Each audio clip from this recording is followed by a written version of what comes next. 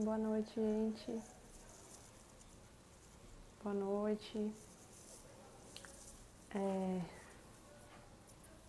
Boa noite, Tatiane, Indira, Ana. Então, hoje a gente vai conversar sobre adolescência, né? Convívio em família, e aí focando hoje no adolescente. E aí a gente vai ter um convidado especial, né? Como vocês devem ter visto.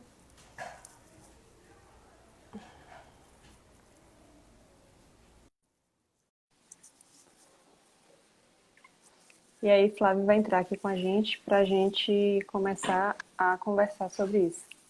Oi, Flavinho. Olá, Tudo olá, bem? Boa tudo bom? noite. Boa noite a todos.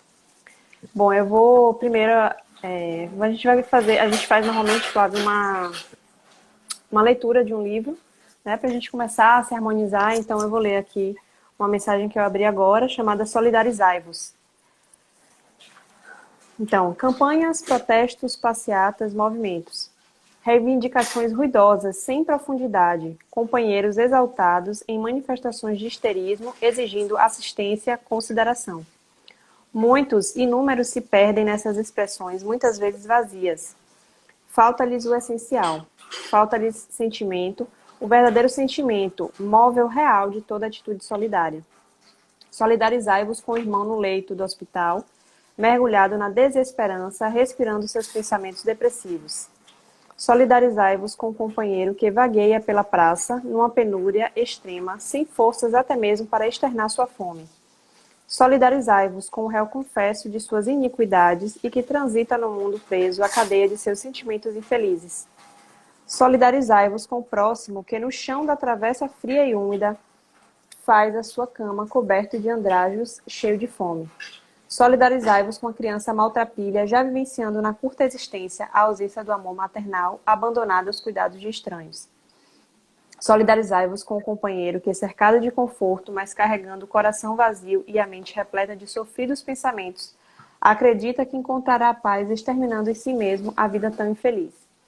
Tornai-vos instrumentos benditos do Pai, solidarizando-vos com os que marcham pela vida, carregando seus fardos no silêncio do dia a dia, sem nenhum alarde, sóis com a vida e o Senhor. Solidarizai-vos com a vida maior, na plenitude da solidariedade divina para com todos vós. Acho que foi uma mensagem bem oportuna, né? Então, boa noite, gente, todo mundo que está aí. Queria, já de antemão, agradecer muito a Flávio por ter aceitado o convite. Flávio é psicólogo, né? Ele trabalha com atendimentos, ele vai se apresentar um pouquinho. E aí hoje a gente, como eu estava falando no início, a gente vai falar hoje sobre o contexto, né, do adolescente. A gente está falando de vários conflitos familiares, né? Falando da convivência nesse período. E aí a gente convidou o Flávio para trazer essa abordagem, né, um tanto quanto psicológica, e ele também, né, vai trazer esse olhar um pouco mais focado para né, para esse público específico, justamente para a gente poder discutir um pouco, né, dentro do que a gente vem conversando aqui sobre os conflitos familiares, né? Flavinho, você quer se apresentar? Boa noite, minha gente. Bem, eu sou Flávio, psicólogo. Minha atividade profissional nos últimos anos tem sido praticamente concentrada quase que 100% em atividade do consultório. Já transitei por algumas outras áreas da terapia e da psicologia, quer dizer. Mas a psicoterapia tem sido, ultimamente, o meu foco maior, tem me absorvido praticamente em tempo integral.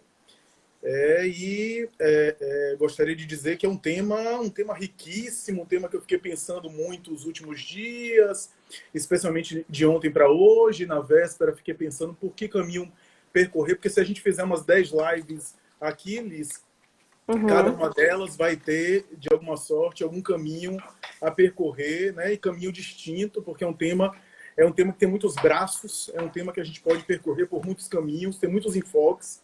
E eu até estou empolgado porque eu sei que a gente não vai acabar esgotando tudo e Sim. certamente vai ter coisas aí que não serão contempladas, né? mas eu gostaria de dizer que os adolescentes são uns fofos.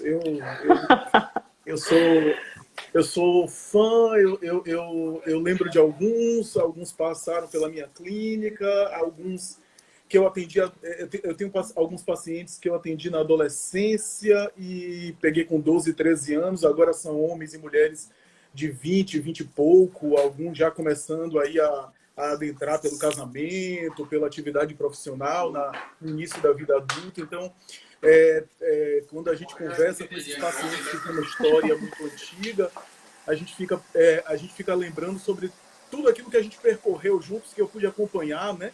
De situações assim de muita alegria, de situações novas. Eu me refiro aqui à iniciação sexual, a descobertas, que às vezes eu fui não digo protagonista, mas eu fui espectador e eles compartilharam muito dessas vivências e eu pude participar delas e me sinto muito feliz por isso.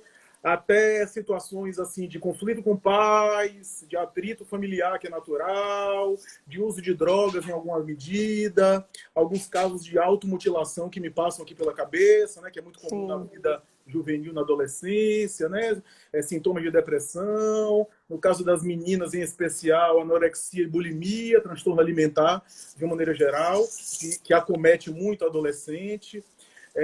E eu sempre me empolgo, embora dá um trabalho um pouco na minha área atender adolescentes, mas eu sempre sou muito atraído, eu não sou muito atraído para atender crianças. Aliás, eu admiro sobremaneira o trabalho com crianças. Eu tenho amigas que são psicólogas infantis que atendem criança, e eu admiro, eu acho um trabalho sensacional. Eu atendi crianças em um tempo da minha atividade profissional. Depois eu deixei porque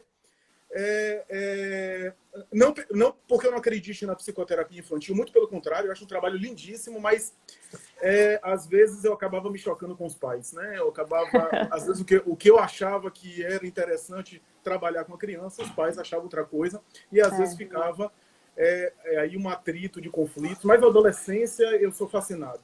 Então é isso inicialmente que eu gostaria de dizer. Eu dei risada no início do que o Flavinho disse que adorava, porque eu acho que eu não fui um adolescente muito fácil, então eu sempre tenho uma visão, né? Tipo assim, quando falo adolescente eu já fico, ai meu Deus, não é fácil, de fato, né? Acho que é sempre desafiador. Mas já aproveitando que você começou, né, a falar do contexto, a gente sabe que o período da adolescência é um período que tem diversas transformações, né? Eu vou falar um pouco até das transformações biológicas. A gente sabe que tem transformações físicas mesmo, né? O corpo do adolescente, seja os meninos, eles vão ter ganho de massa muscular, né? Pelos pubianos, os órgãos genitais começam a tomar uma outra conformação. Então é um período realmente de muita transformação física. Mas a gente tem também, Flávio, algumas transformações psíquicas também, né? Então eu queria que você começasse falando um pouquinho pra gente de como é esse contexto, quem é, né, esse ser que é o adolescente, assim, porque ele realmente tem uma peculiaridade muito específica mesmo, né, nesse período. Então, começar já me perguntando, assim, pedindo para você trazer um pouco mesmo do que é esse adolescente, quem é esse adolescente. Exato, exato. Você falou uma coisa interessante, Liz, que é essa coisa de a gente olhar para nossa adolescência e fazer uma avaliação que não é tão interessante assim. Eu acho que, em alguma medida, todos nós temos um pouco esse olhar. Eu acho que todo mundo tem uma espécie de dívida simbólica com a adolescência, porque quando a gente olha para a adolescência, a gente vê coisas que a gente fez que talvez a gente não faria mais por conta de ter outra mentalidade, e às vezes é constrangedor a gente olhar, ou então coisas que a gente gostaria de fazer, mas não fez, né? Tem muito discurso de não aproveitei tanto, né?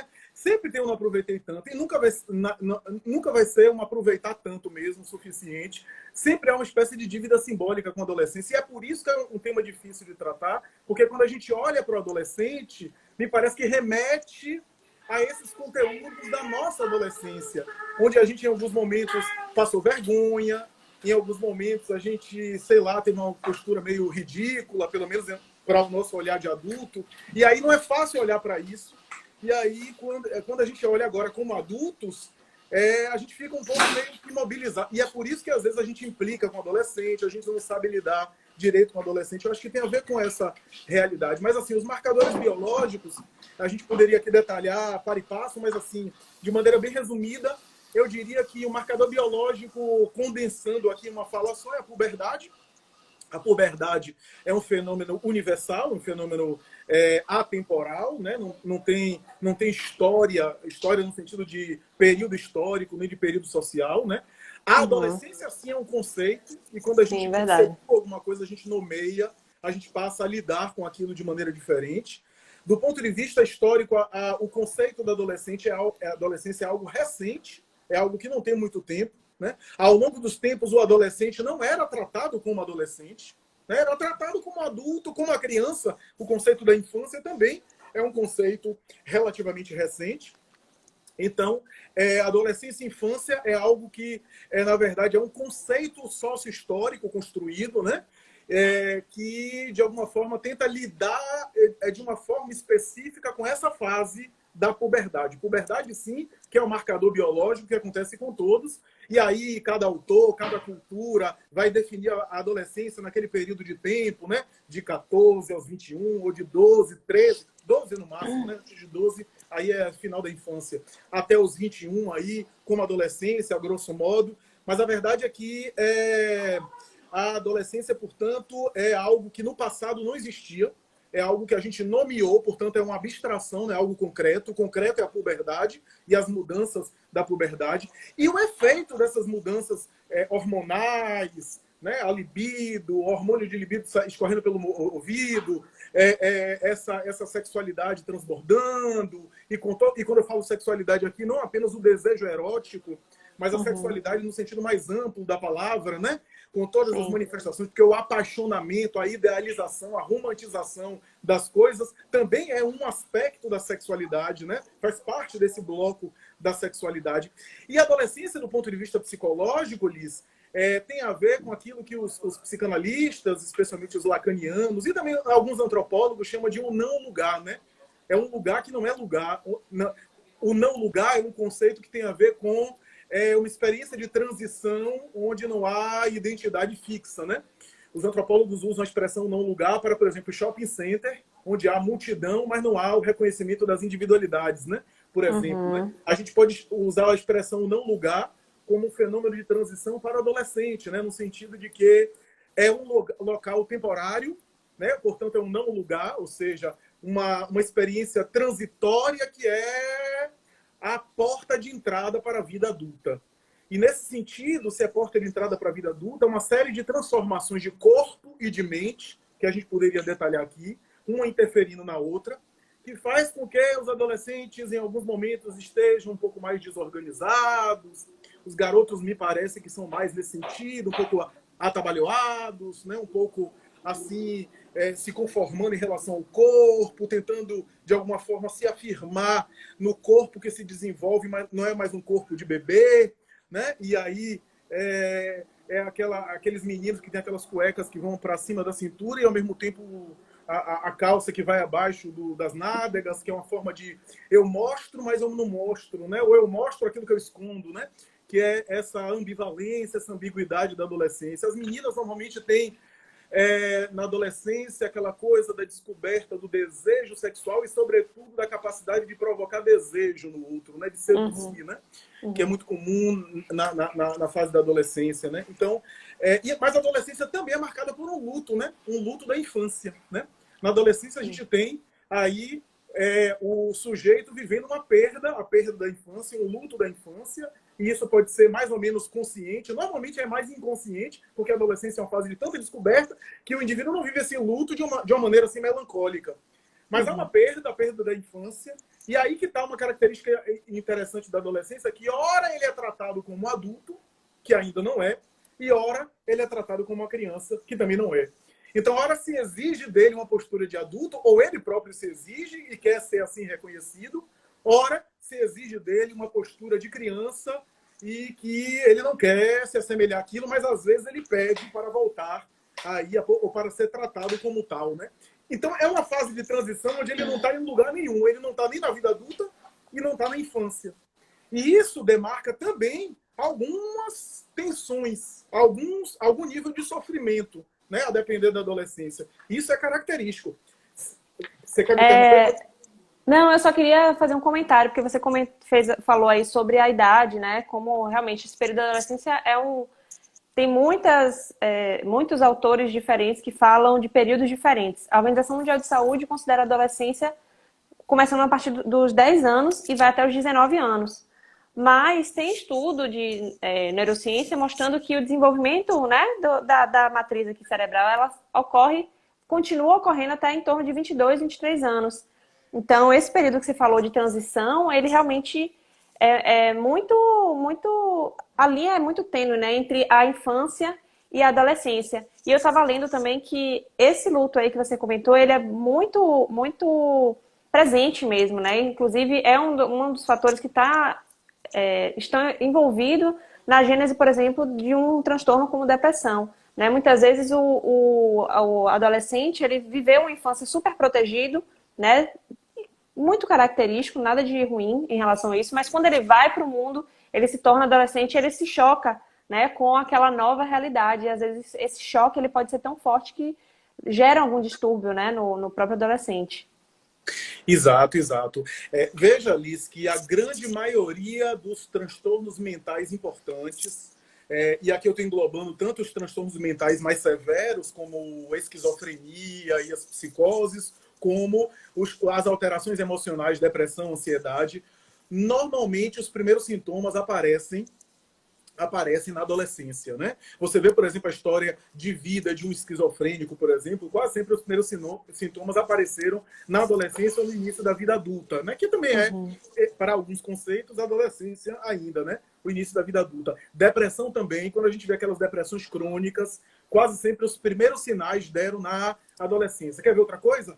Dependência química. Dependência química quase sempre começa na adolescência, né? Os jovens são mais vulneráveis nesse sentido por uma série de fatores que, se der tempo, a gente examina. Mas você pega, por exemplo, alguém que tem problema com álcool. Eu digo que quase a totalidade das pessoas que têm problema com álcool na vida adulta começaram a iniciação com uma relação disfuncional com álcool na adolescência, na juventude, né? E assim outras coisas, né? Maria Rita Kell, que é uma psicanalista que eu gosto muito, ela tem uma colocação interessante. Ela diz assim: a gente não tem um ritual claro na sociedade de passagem para a adolescência. Então fica uma coisa meio vaga, né? Até por conta dessa diferença de conceito da idade que começa. E aí Maria Rita Kell vai dizer o seguinte, que os próprios adolescentes, de alguma forma, engendraram, estruturaram, desenvolveram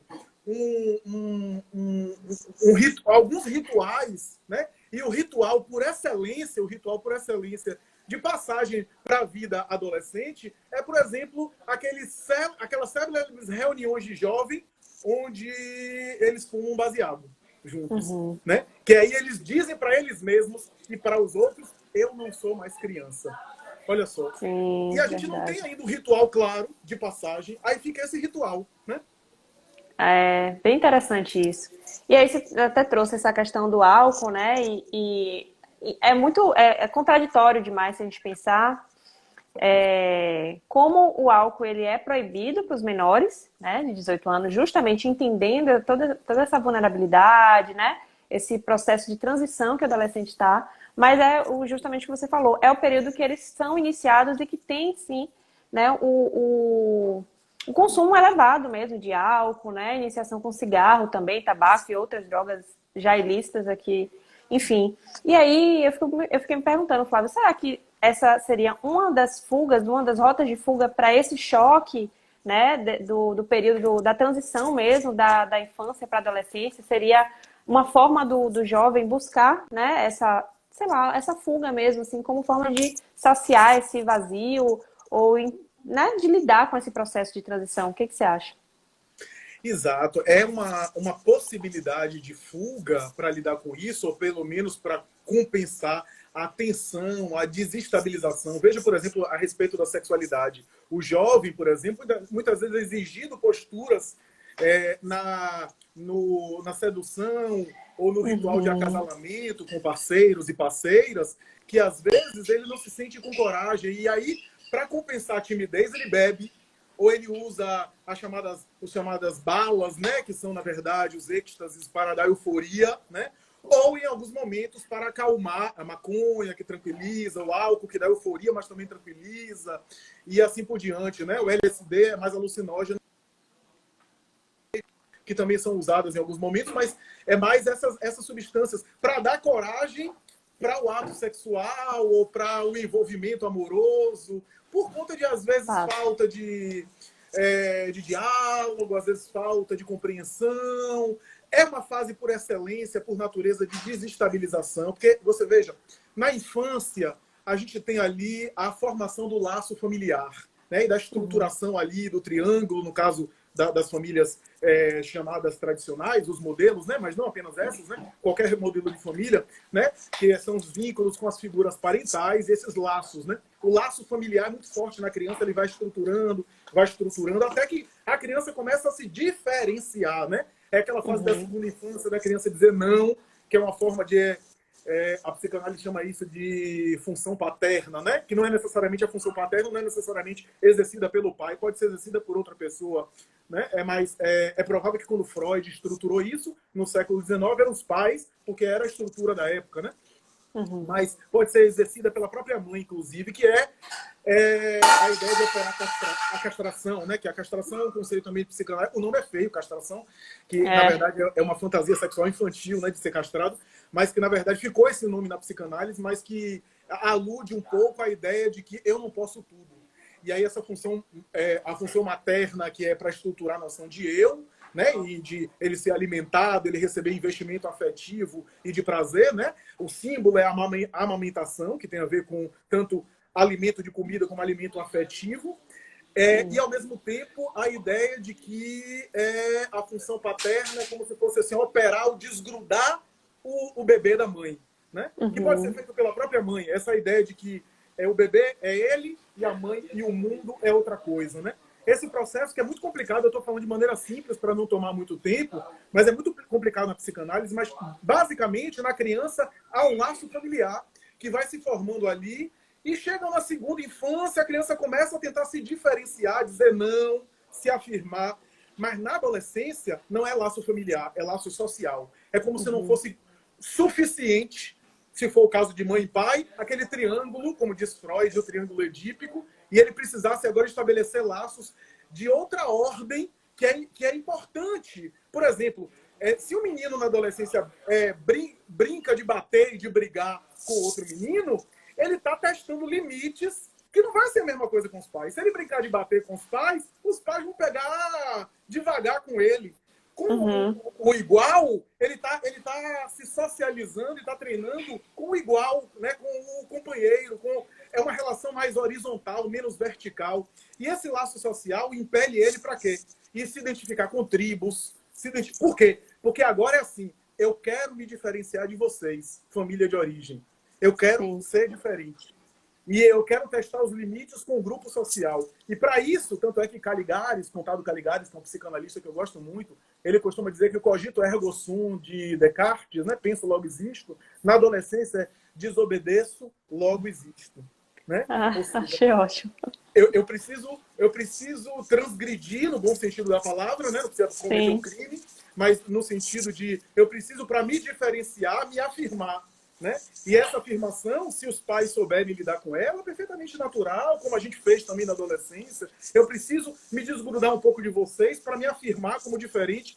E, às vezes, o sapato fedendo no corredor, a cueca aparecendo por cima do short, o barulho que faz com os pais dormindo, é uma forma de dizer assim, eu estou me afirmando aqui e a reação de vocês é para afirmar que eu realmente existo, que eu realmente sou diferente. Não é simplesmente chamar uma atenção. Pode até ser que tenha inconscientemente uma tentativa de chamar atenção, mas é sobretudo o desejo de dizer eu tenho um caminho original, eu tenho uma jornada original, eu tenho características que são minhas próprias e que fazem parte agora da minha jornada, né? Então, uma coisa que você citou aí, que Indira colocou aqui também, é a necessidade de aceitação mesmo, né? Isso, de estar no meio social, e aí eu acho que também interfere essas questões que a gente colocou do álcool, né? A iniciação, muitas vezes, é para estar e se sentir aceito dentro de grupos. Então, a questão da sexualidade, né? Seja ela qual for a manifestação, muitas vezes a gente vê o jovem se colocando, né? Não só por vontade, porque às vezes não é a vontade dele, mas é a vontade de ser aceito, né? E eu acho que isso é uma característica também desse período de transição mesmo, que vai realmente, né, interferindo na vida como um todo. E aí, uma outra coisa que me ocorreu aqui, que hoje tem sido, né, com certeza, uma outra fuga, né, e principalmente acredito eu que nesse contexto de pandemia deve estar mais evidente, são as redes sociais, né? As pessoas hoje estão livremente se manifestando dentro das redes sociais. Também existem tribos, né, por hashtags, né? Então, tem posts muito parecidos. Então, a gente tem também essa aglomeração virtual, digamos assim, né? Porque as pessoas se agrupam, tem chamadas de vídeo, lives, né? Então, sempre tem as tribos das lives X e Y.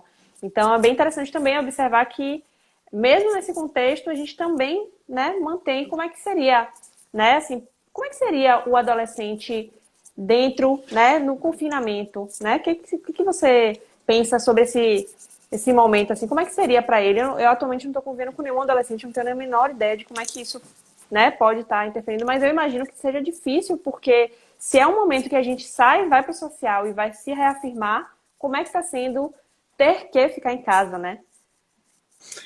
Exatamente, exatamente. Esse é o ponto, talvez, o ponto mais interessante dessa nossa discussão, Liz, eu acredito, eu presumo, porque como o adolescente já é, por natureza da sua fase, necessitado dessa expansão de sociabilidade, o adolescente, nesse momento, está vivendo uma limitação muito importante, né? Uma limitação justamente no seu empobrecimento, na sua privação social. Né? Se ele é impelido pela sua própria fase de se afirmar na identificação com um grupo maior, né? Ou seja, no rompimento dessa privatização doméstica, né? Porque a família tem um lado aí que é privado, né? Um lado privatizado, digamos assim, né? Um lado menos do espaço público, né? E o adolescente é justamente esse elemento, esse membro familiar que demanda o espaço público. E nesse momento, com essa limitação, a tendência é o quê? A libido já é um fator biologicamente. Testosterona é hormônio tanto de libido, de desejo, como de agressividade, né? Não é à toa que alguns psicólogos dizem que o ato sexual parece mais uma briga do que o envolvimento amoroso. Mas, então, existe aí uma dinâmica que dá irritabilidade nesse sujeito, né? E que tende a torná-lo mais irritado, especialmente pelo espaço pequeno que ele possui, e pelas próprias questões da adolescência que permeiam, e aí eu volto o nosso início da nossa abordagem, permeia os próprios pais. Os pais, muitas vezes, têm questões com a adolescência, né? No passado, era muito comum os pais terem as suas questões com a adolescência, no sentido de eu não vivi tudo isso e se incomodarem do filho tá, peraí, que é isso? O horário de casa, etc. O que às vezes a gente vê no mundo atual não é mais esses pais caretas que estão implicando com o filho, e que às vezes era importante implicar, era importante fazer esse contraponto com o filho, mas o filho conseguindo se diferenciar sendo ele mesmo. Nós vemos hoje uma espécie de... e não sou eu que falo isso, alguns autores falam isso, uma espécie de...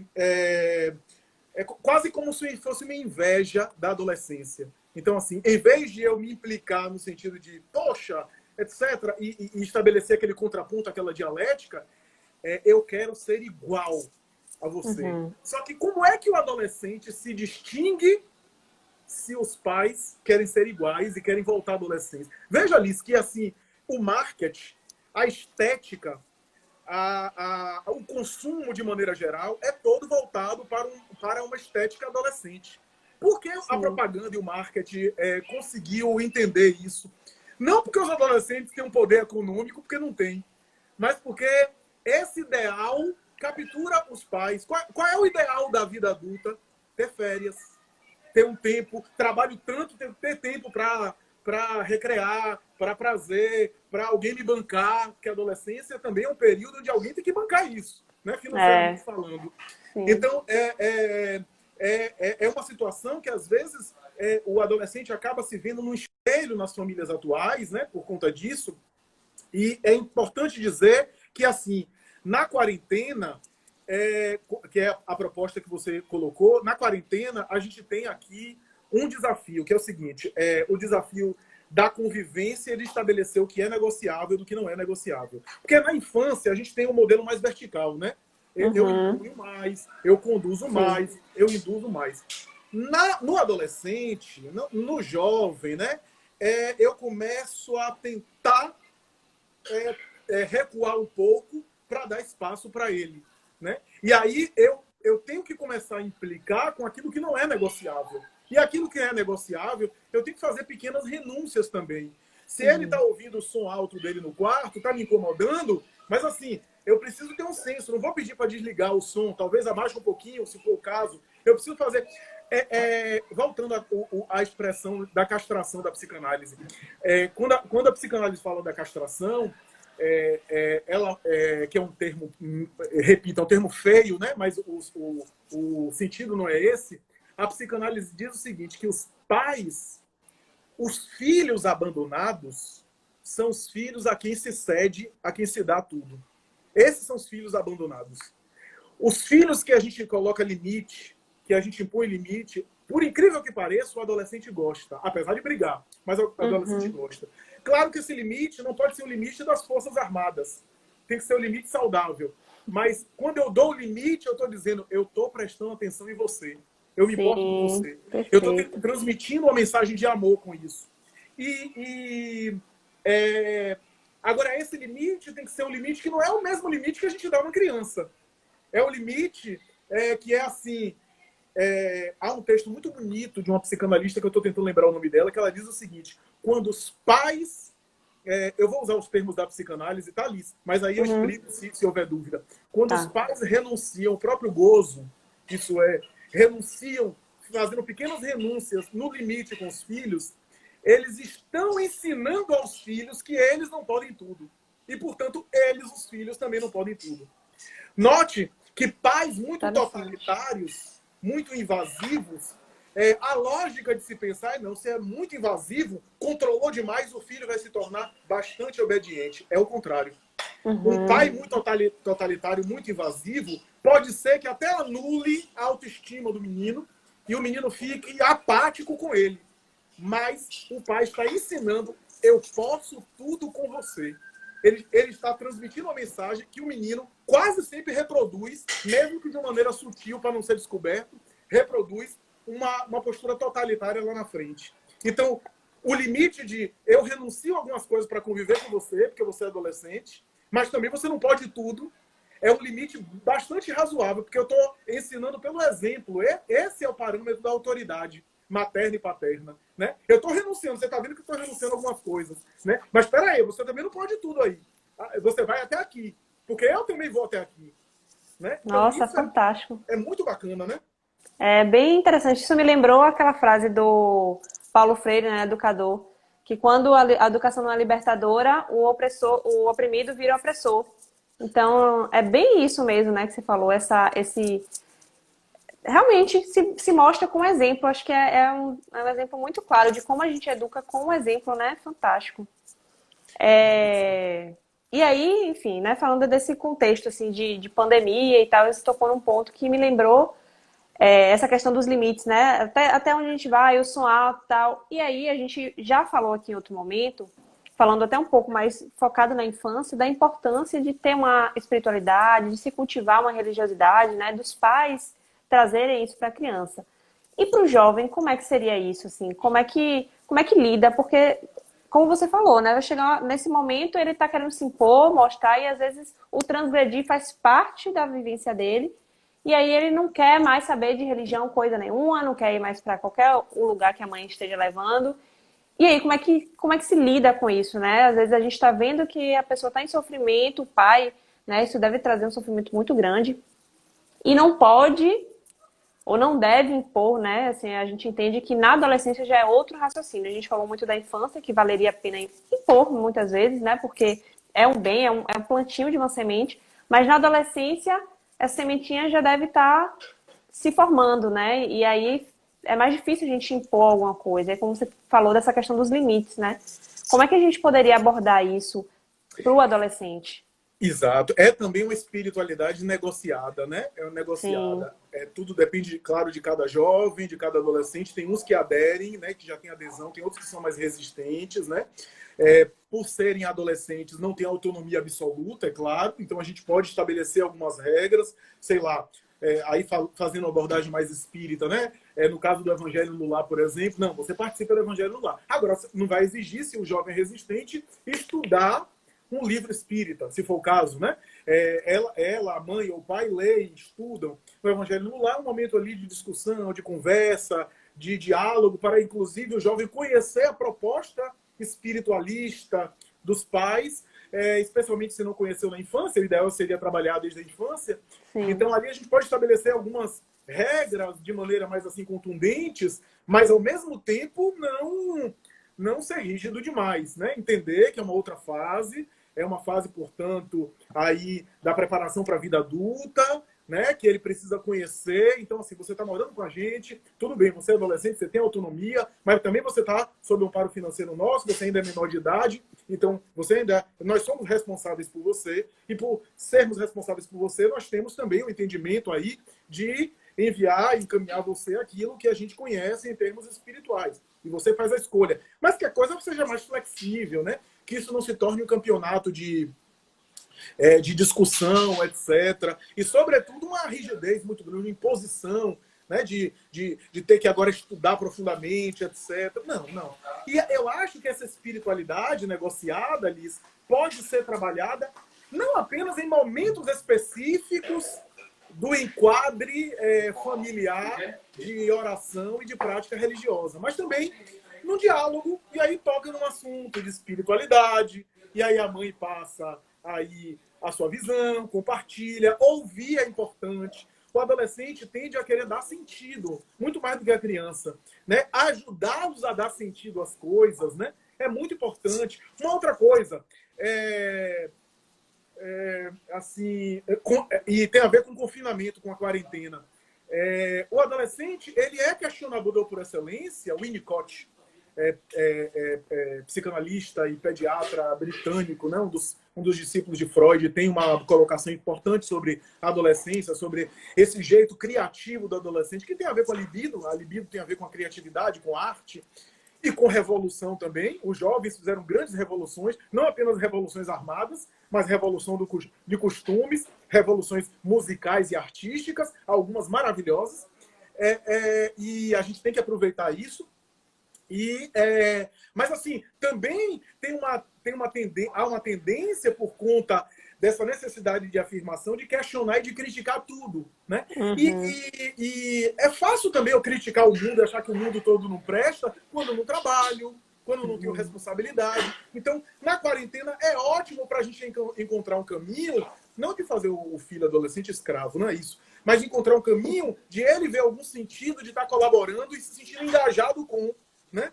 Engajado Sim. com algum tipo de trabalho, algum tipo de atividade. Não estou dizendo trabalho necessariamente remunerado, não, mas algum tipo de engajamento familiar. Porque quando a gente engaja ele também se sente importante fazendo parte da família, né? Participando como tal. Agora, claro, eu estou falando tudo isso em tese.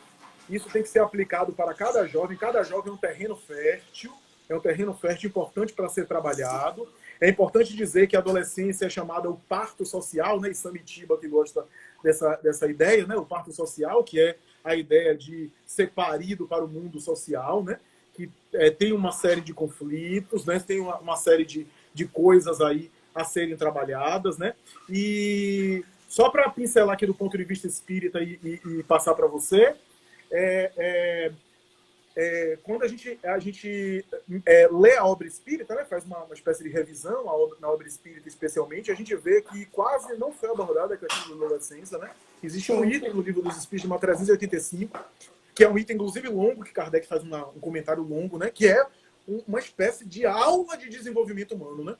Onde há a pergunta lá, 385, mais ou menos, como explica aí a mudança que se opera no sujeito, notadamente na adolescência ou no começo da vida adulta, é o espírito que muda a sua vida, a sua conduta. E aí os espíritos dão a resposta dizendo assim, não, ele retoma o seu passado. Né? Aqui dá uma ideia, Kardec completa, fala da infância, que é a ideia de completar um pouco o processo reencarnatório, assumir o patrimônio assim totalmente, acessar mais o inconsciente, onde tem os conteúdos desta e de outras experiências, e, portanto, acionar também as mentes associadas às experiências pretéritas, os conflitos do passado que estavam mais ou menos adormecidos na infância e que agora eclodem, né, com a força da libido. Então, tudo isso é muito interessante e é colocado, né, pela obra, né, pela obra. Muito bom.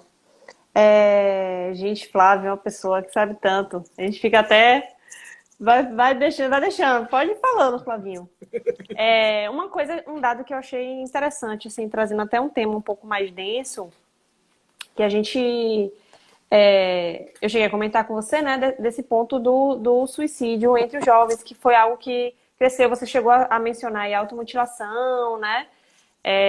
Eu não sei como é que estão os dados, eu não consegui encontrar muita informação sobre como é que está isso agora, assim, nesse contexto de pandemia, né? Mas a gente vinha vendo um crescimento, né, nesses processos, né, nessa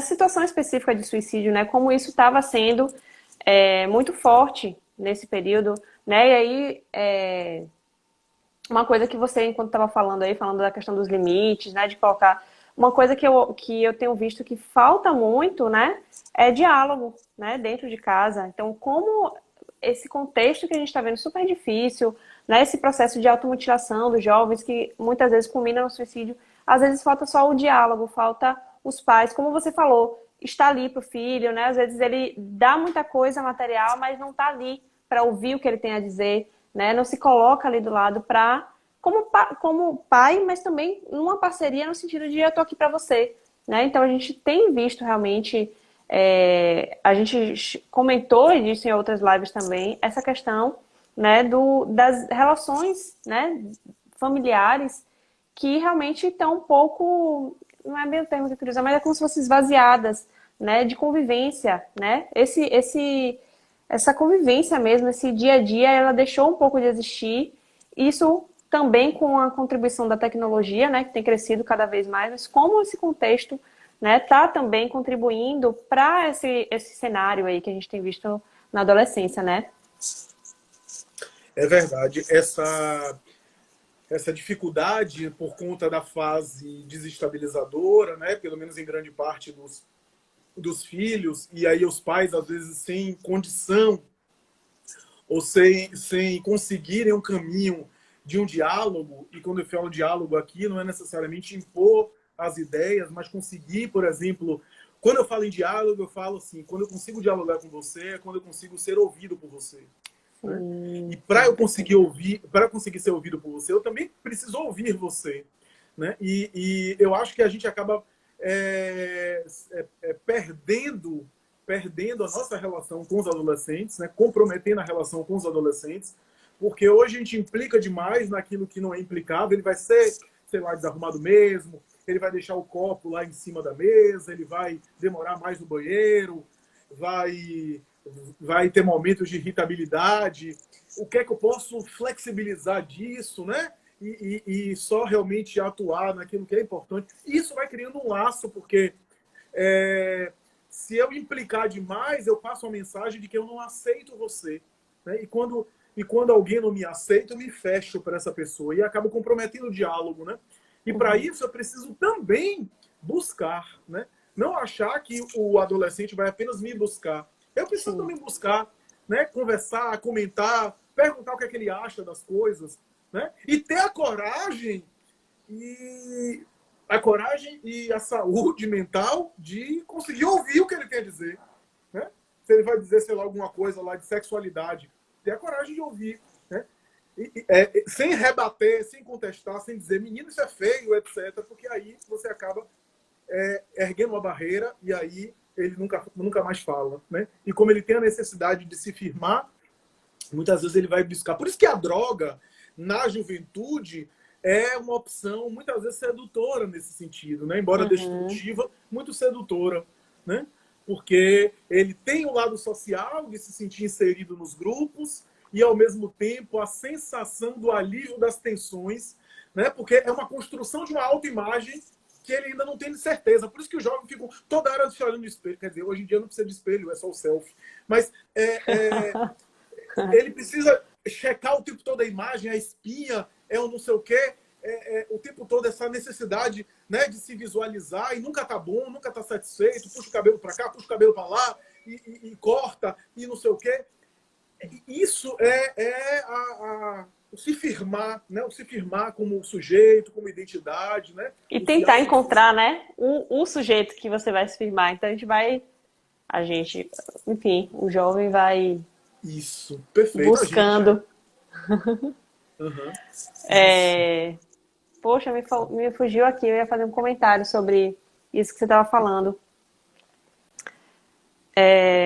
Mas, enfim, é porque na última live a gente comentou sobre tolerância e aceitação, né? O quanto que isso é importante dentro da convivência. Recentemente eu estava vendo uma outra live, né? Contando um fato da relação entre uma mãe e um filho adolescente. A mãe enfim, tinha um trabalho durante o dia, né? Passava o dia na rua. E o filho, adolescente, acho que 16 anos, tinha encontrado um trabalho, só que era durante a noite, né? Parece que era numa boate noturna. E ele ia lá, fazia, parece que era questão de relações públicas, né? Divulgava, enfim, fazia essa parte e voltava para casa pela manhã. E aí, era um depoimento de uma mãe falando quão conflituosa estava sendo a relação deles dois, porque ele simplesmente não aceitava que o certo era trabalhar de dia e dormir à noite. Né? E aí é interessante a gente ver isso, porque em nenhum momento a gente ouviu ela falar se o filho estava feliz ou se estava triste. Né? E depois que, nessa live, que a pessoa que estava fazendo comentou, perguntou a ela se ele estava sendo feliz, ela disse que ele não estava fazendo uso de álcool, nem nenhuma droga, porque ele estava em um momento de trabalho, que ele estava super feliz e realizado. Mas como foi para ela perceber isso, né? Levou um tempo, então às vezes falta também a gente aceitar a pessoa, ter tolerância com os momentos que você citou, né? De irritabilidade, realmente às vezes o adolescente é engraçado que às vezes não tem nem motivo para estar irritado, mas ele está irritado, ele se irrita, né? Com coisas imaginárias. A gente tem muito isso, qualquer faixa etária, mas acho que na adolescência isso é mais evidente. Então, acho que esses dois pontos, né, a aceitação e a tolerância, a paciência, eles são realmente primordiais, assim, para a gente lidar com o adolescente. Exato. Às vezes, esse elemento, Liz, é um elemento de só menos importância. Se ele está cumprindo bem as coisas dele, se ele está funcionando bem, mas está dormindo até mais tarde. Mais ainda se for agora na quarentena, porque a quarentena, como alterou um pouco a rotina, eu costumo dizer que a quarentena alterou até o horário comercial. Eu estou trabalhando até 10 da noite por conta do trabalho remoto. Né? O trabalho comercial se estendeu para a vida privada. Né? O horário comercial, quer dizer. Então, mais ainda, porque todos nós estamos um pouco desbussolados. Né? Mas se o adulto que já tem uma certa maturidade, quando eu falo maturidade biológica e também uma certa experiência de vida por conta dos anos, né? Genericamente, grosso modo falando, o adulto ele funciona melhor com essa falta de rotina estruturada, horário para cumprir, etc., como é o caso da quarentena. Então ele tende a funcionar melhor. O jovem menos, né? Quanto mais imaturo aqui não no sentido pejorativo, quanto mais, né, biologicamente não desenvolvido e psicologicamente também, mais necessidade tem de uma rotina estruturada, de uma rotina estabelecida, né? De uma rotina, mas que não seja uma rotina militar, não precisa ser uma rotina das Forças Armadas, né? Algum tipo de horário, mas se ele está dormindo até mais tarde, se ele está um pouco mais noctívago, né?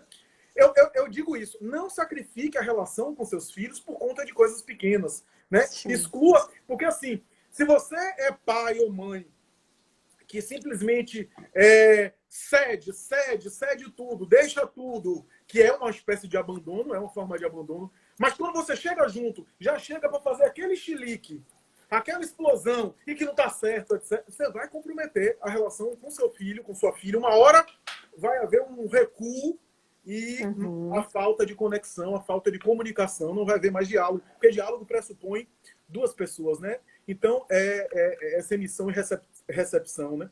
Então, isso é importante que você está falando, né? Então, e a adolescência, repito, a adolescência desencadeia, muitas vezes, no nosso imaginário, a nossa própria adolescência. Então, a adolescência é difícil para os filhos e para os pais. Porque, como todos nós, repito o que eu falei no início, todos nós temos dívidas simbólicas com a adolescência, temos coisas aí, ou em lacuna, espaços aí mal preenchidos, ou até conflitos, ou vergonha, ou culpas em períodos da adolescência. Ao viver como adolescente, o adolescente pode desencadear em nós uma implicância maior, né? Por quê? Porque eu estou implicando com a minha adolescência lá de trás, né?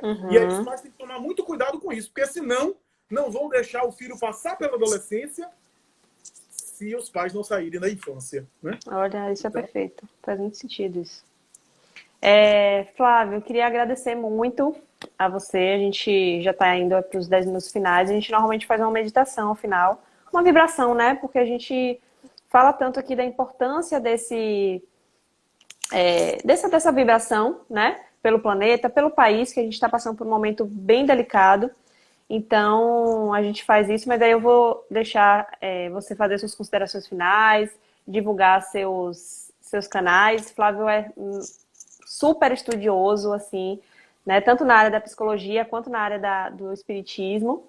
Tanto que esse G que ele está entrando aí é Raciocínios Espíritas, né? Eu sou super fã. E então, vamos só fazer o fechamento para a gente fazer a nossa meditação. Obrigada de novo, Flavinho. Obrigado. Eu que agradeço a você, né? Agradeço aqueles aí que acompanham o Raciocínios Espíritas. Um abraço, Oscar. A gente esteve junto nesse instante numa live lá no perfil do Sheila, né? Oscar fez um trabalho brilhante, um trabalho fantástico, formidável. Essa abordagem que ele fez sobre sofrimento, a dor, inclusive na quarentena. Um abraço a todos. Eu não sei se eu consegui ver, certamente me passou algum comentário, mas estou vendo algumas pessoas que eu conheço aí. Agradeço a você, Liz, em especial. É muito legal, muito leve estar com você. Você é super, super bacana, super acolhedora e em alguns momentos, inclusive, deixa a gente à vontade. Eu fico com medo de monopolizar demais a palavra, então eu falo para passar para você, porque eu sei que você tem contribuições valiosas. E você é colaboradora do Raciocínios Espíritas, tem um vídeo seu muito bacana lá. E agradecer aos demais, aos amigos aí do Evangelho, né? Evangelho, que remete aí à expressão grega, né, da Boa Nova, e dizer como é bacana essa proposta, né, de tratar de temas do cotidiano com viés espiritual, que tem também abordagem espírita, mas um viés espiritualista também, mais abrangente, a respeito de espiritualidade. Eu agradeço, portanto, sobremaneira, dizer que é um tema fascinante, um tema importante. Eu sei que eu estou me alongando, mas eu estou atento aos 10 minutos. E dizer que sempre quando a gente puder, a gente reflita sobre o tema, porque é um tema que está na moda, é um tema que o marketing, a propaganda entendeu que é um tema que pode ser capturado, porque a nossa estética é uma estética adolescente, é uma estética de que o idoso, o velho, o adulto é decrépito, conservador, careta, ultrapassado, e que o bonito, o atraente, o sedutor é ser jovem, né? Então, isso captura o mercado, né? Nada contra o mercado, não demoniza o mercado, mas captura o mercado, captura o nosso consumo, e às vezes acaba por, digamos assim, dificultar a nossa relação com aquele que realmente está passando pela adolescência, né? Então, eu agradeço sobremaneira, dizer que eu recomendo ler o item 385 do Livro dos Espíritos, que fala sobre esse processo de adolescência de uma forma muito boa, muito bacana, mas muito especial, como espécie de complementação da reencarnação, a complementação do processo reencarnatório. Então, eu passo a palavra para você, Elis. Muito obrigado mesmo, viu? Só vou, antes de fazer a meditação, só vou dizer que foi muito bom ter falado sobre a adolescência, porque realmente era algo que eu não lidava bem, assim, e olha que eu faço atendimento, né, sou nutricionista, e trabalho com essa faixa etária de criança e adolescente, mas realmente adolescente não é uma demanda muito grande, que realmente é um período né, meio conturbado. Mas eu sempre tive algo assim, e foi muito bom, né? Até meio terapêutico, assim, ouvindo você falar, e me ajudou muito, assim, a lidar com a minha adolescente que estava aqui, tá vendo? Foi ótimo, brigadão mesmo. Flavinho, você quer ficar com a gente na meditação? É uma coisa rápida, só para finalizar, tá? Claro, eu acompanho. Então, gente, vamos fechar os olhos, né? Respirar profundamente para a gente se conectar com nossa essência divina, né? Ou com Deus que é em nós, como a gente já abordou aqui. E a cada respiração, a gente vai inspirando amor e expirando paz. A gente inspira amor e expira a paz.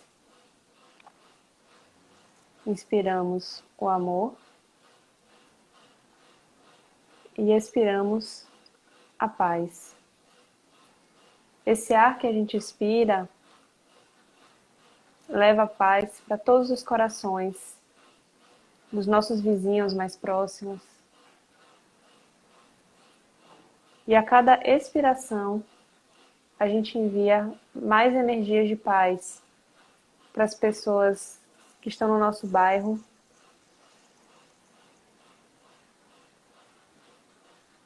Expiramos paz para as pessoas da nossa cidade.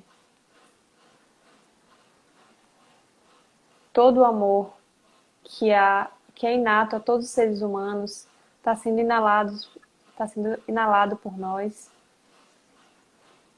E expiramos vibrações de paz para todas as pessoas da nossa cidade, do nosso estado.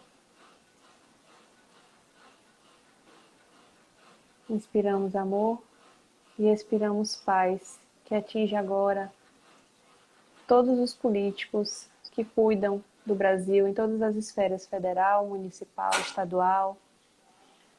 Inspiramos amor e expiramos a paz. Essas vibrações de paz agora atingem toda a América Latina, os nossos vizinhos aqui da América do Sul, América Central. Inspiramos amor e expiramos a paz. Essas vibrações de paz agora atingem todo o planeta. Inspiramos amor e expiramos a paz, que assola agora todos os corações de todos os habitantes desse planeta que seguem encarnados, mas também aqueles desencarnados que ainda estão em sofrimento, por alguma angústia, por algum motivo específico. Todos eles recebem as vibrações de paz. Inspiramos amor, respiramos paz. E essa paz alivia todas as dores, ainda que momentaneamente, renova os sentimentos de fé em todos. Inspiramos amor e expiramos a paz.